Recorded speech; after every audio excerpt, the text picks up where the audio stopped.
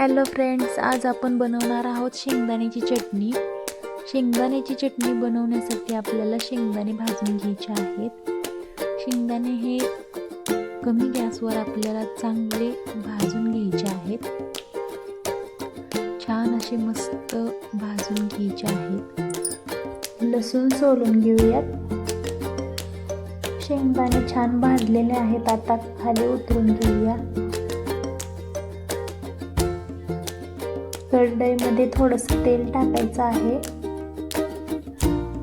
तेल गरम झाल्यानंतर मग आपल्याला त्याच्यामध्ये शेंगदाणे टाकायचे आणि तेलामध्ये छान शेंगदाणे भाजून घ्यायचे. मस्त भाजून घ्यायचे आहेत.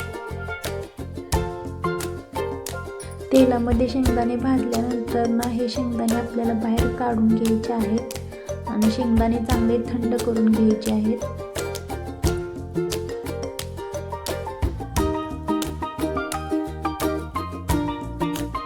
शेंगदाणे थंड झाल्यावर मिक्सरच्या भांड्यात टाकायचे आहेत.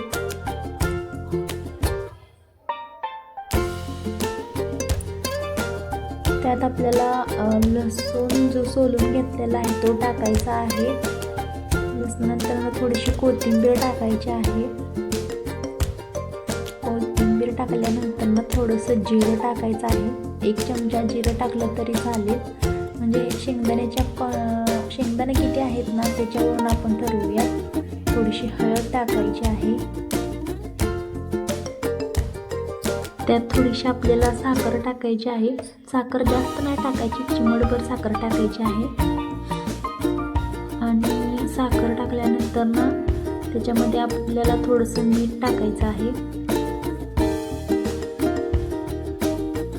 मीठ टाकून झाल्यानंतर ना आपल्याला त्याच्यामध्ये थोडंसं खोबरं टाकायचं आहे. खोबरं टाकल्यानंतर ना जे आपल्याकडं लाल चटणी वगैरे असेल किंवा आंबारी टाकली तरी चालेल. बारीक करून घेतलेली आहे. बघा किती छान चटणी झालेली आहे. तर अशी चटणी आपण झटपट 5 मिनिटात बनवू शकतो. तर तुम्ही पण ही चटणी बनवून बघा. त्याची टेस्ट खूप छान आणि खूप 1 नंबर लागते. बनवा. त्याची टेस्ट कशी लागते ती बघा आणि असे आपण स्टोर करून पण ठेवू शकतो. ही चटणी खूप दिवस टिकते आणि छान राहते आणि ह्याची चव अशीच कायम राहते.